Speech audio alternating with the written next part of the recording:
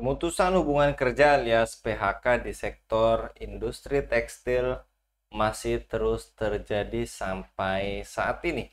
Hal itu dikemukakan oleh Presiden Konfederasi Serikat Pekerja Nusantara KSPN Ristadi. Ristadi mengatakan ada lebih dari 10.000 pekerja tekstil di Jawa Barat dan Jawa Tengah yang terkena PHK terhitung sejak Januari hingga Mei tahun ini. Namun badai PHK belum berhenti pada Mei 2024. Ristadi mengatakan pengurus KSPN mendapatkan update terbaru per hari ini atau 9 Juni 2024 adanya tambahan lebih dari 3.000 orang yang terkena PHK. Apakah ekonomi masih baik-baik saja? Ancaman badai PHK bisa lebih buruk dibandingkan saat awal COVID, dan apa langkah pemerintah lindungi pengusaha dan pekerja dari problem PHK? Untuk membahasnya kami terhubung dengan Ketua Aliansi Buruh Indonesia Bung Nanang Setiawan. Kita sapa terlebih dahulu. Assalamualaikum warahmatullahi wabarakatuh, Bung Nanang. Waalaikumsalam warahmatullahi wabarakatuh. Kabar Alhamdulillah, baik, Bung Nanang? Alhamdulillah tetap semangat meskipun dalam kondisi yang serba tidak baik-baik saja. Itu dia.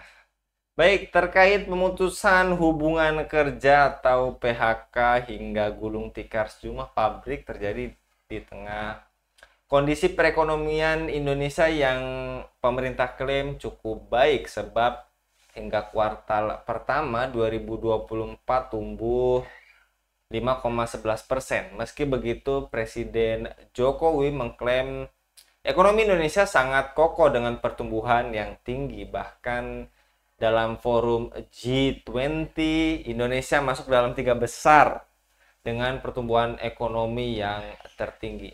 Menurut Anda, Bung Nanang, tepatkah klaim tersebut? Ya, baik pemirsa Khilaf yang dirahmati oleh Allah, klaim tersebut sangat keliru, sangat bertentangan dengan di lapangan bahwa semenjak pandemi hingga saat ini kondisi buruh tidak baik-baik saja. Yang pertama mereka harus bersusah payah untuk mencari pekerjaan. Yang kena PHK juga harus nyari pekerjaan karena semenjak pandemi ada 30.000 buruh yang kena PHK, kemudian 3.000 usaha yang harus tutup, pabrik yang harus tutup maksud saya. Sehingga eh, itu menjadi sebuah pertanyaan klaim itu ya, pertumbuhan ekonomi sebanyak 5,11%. Kan sepertinya di sistem kapitalisme demokrasi itu biasalah pencitraan gitu ya. Pencitraan tentang kesejahteraan itu sangat biasa karena mereka menilai kesejahteraan itu bukan dari person per person atau dari orang per orang, tapi dari hitungan PDB, ya, dari hitungan global. Padahal kalau dalam pandangan Islam, satu orang saja yang masih dalam kondisi miskin itu tidak bisa negara mengklaim dia sudah sejahtera. Kalau sampai ada satu orang yang hidup di bawah garis kemiskinan, maka negara belum sukses. Ya, negara tidak bisa dikatakan sejahtera, apalagi meningkat kesejahteraannya sampai sekian persen.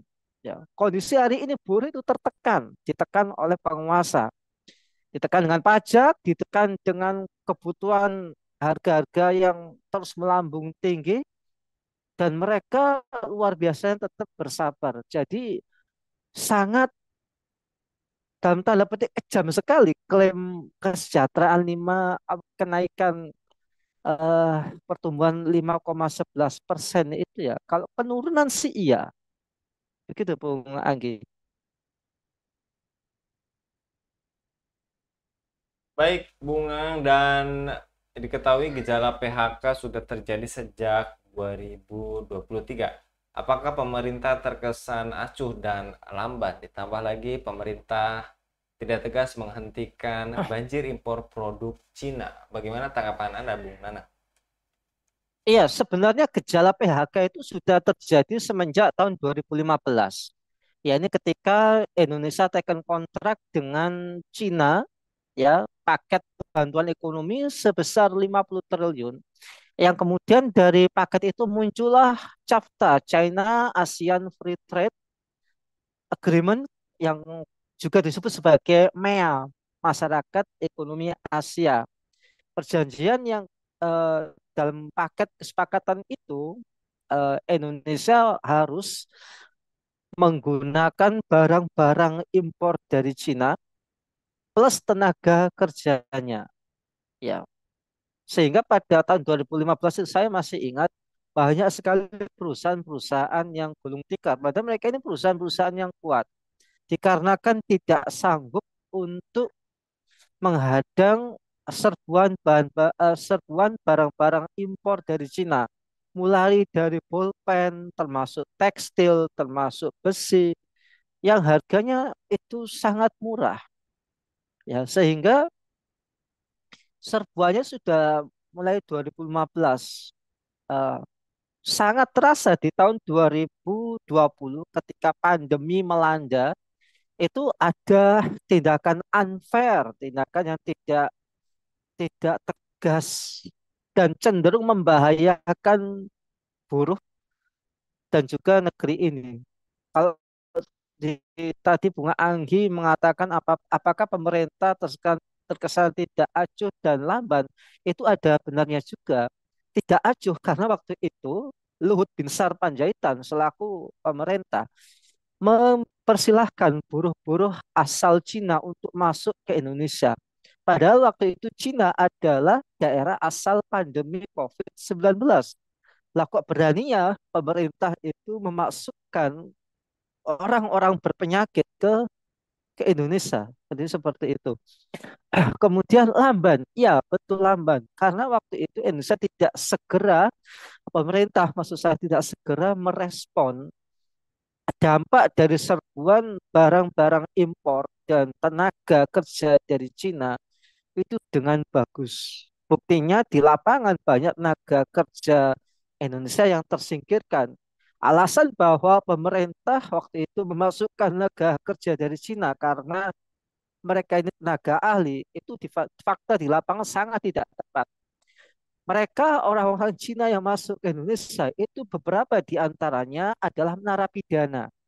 Kemudian tenaga kasar, tukang gosok kayu misalnya, bukan tenaga ahli yang biasa diambil ketika maaf, sebelum pandemi.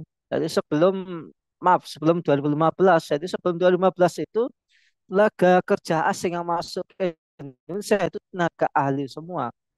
Ada yang mereka itu insinyur, ada yang penerjemah, tetapi setelah 2015 yang masuk itu banyak tenaga kasarnya begitu. Dan sekali lagi, iya kalau dikatakan tidak tegas menghentikan banjir impor produk Cina, iya. Karena terbukti semenjak 2015 tekstil di Indonesia banyak perusahaan tekstil, perusahaan garmen itu yang tutup karena kalah bersaing dengan harga kain dari Cina yang sangat murah. Sampai-sampai ISN atau industri sandang Nusantara itu ada yang mengatakan sengaja dibuat sebuah skenario untuk ditutup dan sengaja ditutup untuk memberikan kesempatan bagi barang-barang impor dari Cina, yaitu kain ya tekstil untuk masuk ke Indonesia. Demikian Bung Agit. Baik, Bung Nanang, dan sedang viral APBN 2025 disebut sudah defisit hingga 600 triliun rupiah, padahal pemerintahan yang berikutnya belum bekerja. Ini apakah ada hubungannya dengan Tapera, dan apakah Tapera bentuk frustasi pemerintah menurut Anda, Bung Nanang? Ya, bisa saja karena dengan defisit anggaran yang seperti itu, ditambah lagi dengan utang luar negeri yang kian membengkak, maka satu-satunya opsi yang dilakukan oleh pemerintah adalah meraba-raba, mencari-cari simpanan apa yang dimiliki oleh rakyat kita ini. Di antaranya adalah dana talangan haji, kemudian dana BPJS, uang BPJS ketenaga kerjaan itu kemudian disalahgunakan untuk membangun jalan tol. Kenapa disalahgunakan? Karena tidak minta izin dulu kepada yang punya duit, yaitu para pekerja. Saya yakin pekerja di Indonesia ini tidak ada satupun yang setuju uang mereka dipakai untuk jalan tol. Kemudian muncul lagi Tapera. Tapera ini luar biasa ya, sebuah upaya untuk membuat sebuah institusi di mana pemerintah itu tinggal tinggal begini aja ya. Ya. Mereka tinggal menunggu uang gajian pegawai, tinggal motong selesai. Kerjanya cuma gitu doang. Ya ini yang dikatakan oleh beberapa pihak yang memprotes kebijakan Tapera. Jadi sekali lagi dalam sistem kapitalisme menjajah rakyat itu sebuah keharusan. Memeras rakyat itu adalah sebuah keharusan. Ya, sebagaimana dulu pemerintahan kolonial Belanda yang memeras rakyat dengan berbagai macam pajak dan iuran.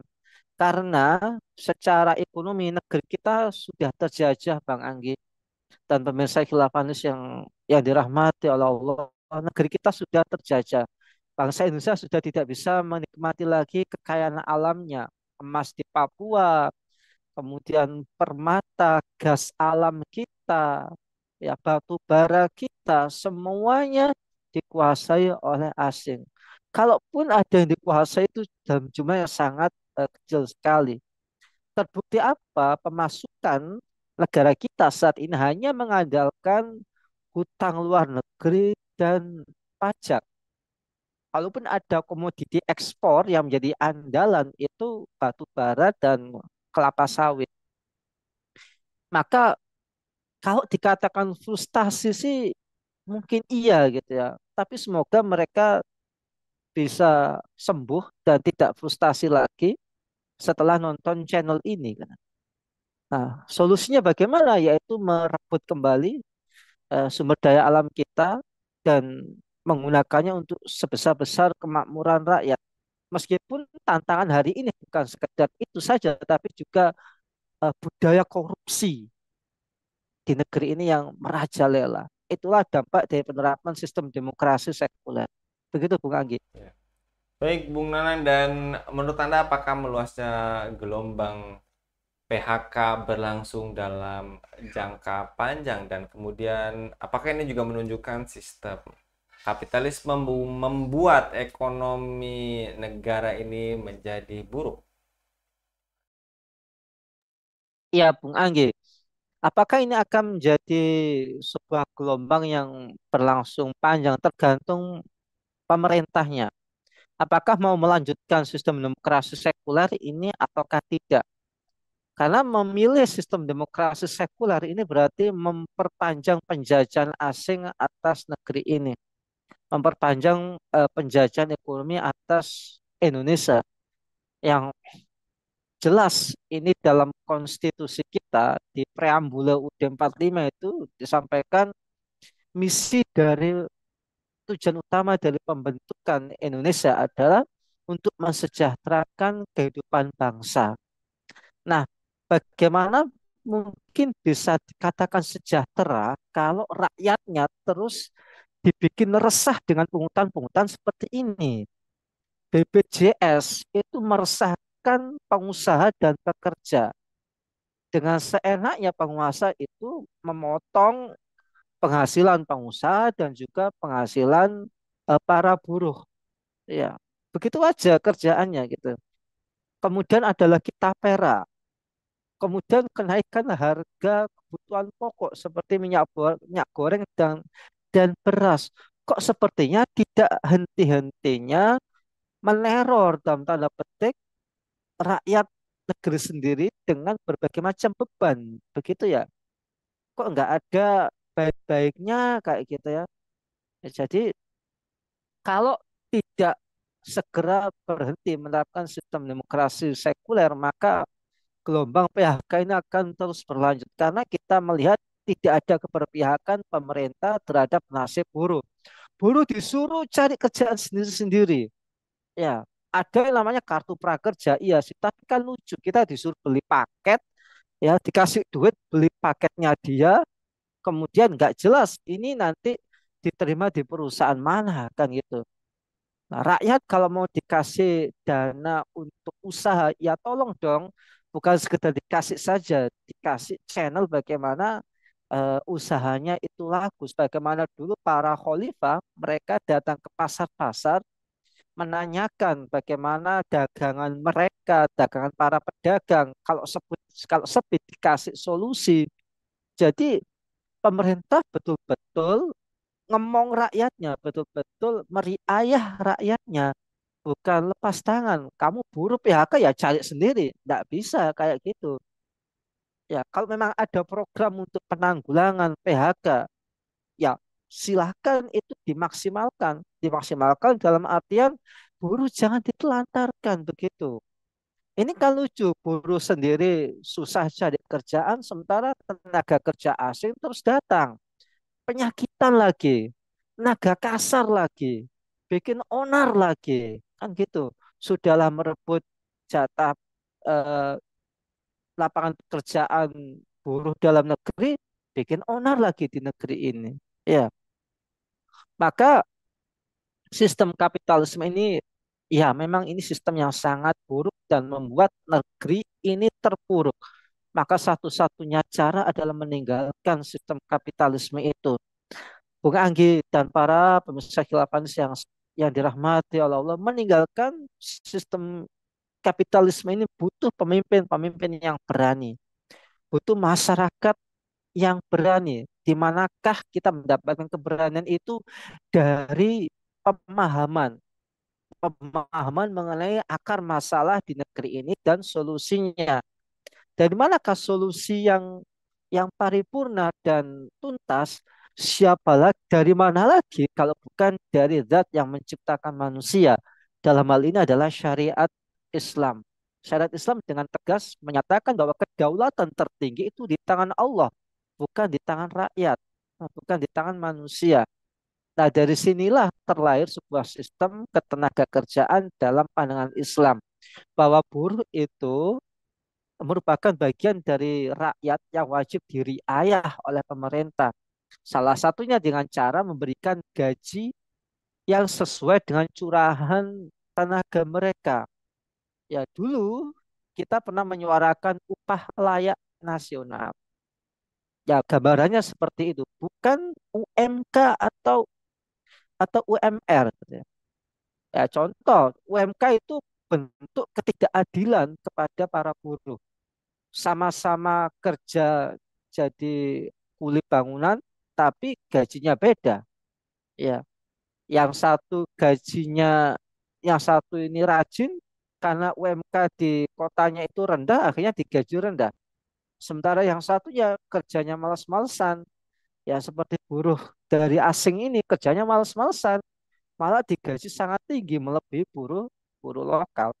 Inilah ketidakadilan sistem gaji di dalam sistem kapitalisme. Dan itu hanya salah satu problem cabang saja dari sistem kapitalisme ini. Jadi sekali lagi Aliansi Buruh Indonesia tidak henti-hentinya menyuarakan, mari kita tinggalkan sistem yang bertentangan dengan syariat Islam untuk kembali kepada hukum Allah Subhanahu wa taala, yaitu penerapan syariat Islam secara kafah demi Indonesia yang baldatun toyibatun warobun wafur. Begitu Bung Anggi. Masya Allah, jazakallah Bung Nanang untuk pemaparannya pada kabar petang kali ini. Mudah-mudahan menjadi renungan bagi kita bersama dan mudah-mudahan Bung Nanang senantiasa dilindungi oleh Allah Subhanahu wa taala dalam setiap Amin. aktivitasnya. Demikian pemirsa Ilafah News yang dirahmati Allah, jangan lupa untuk subscribe, like, dan share sebanyak-banyaknya. Semoga menjadi amal kebaikan bagi kita semua di dunia dan di akhirat nanti. Saya Anggi Suhana diundur diri. Assalamualaikum warahmatullahi wabarakatuh.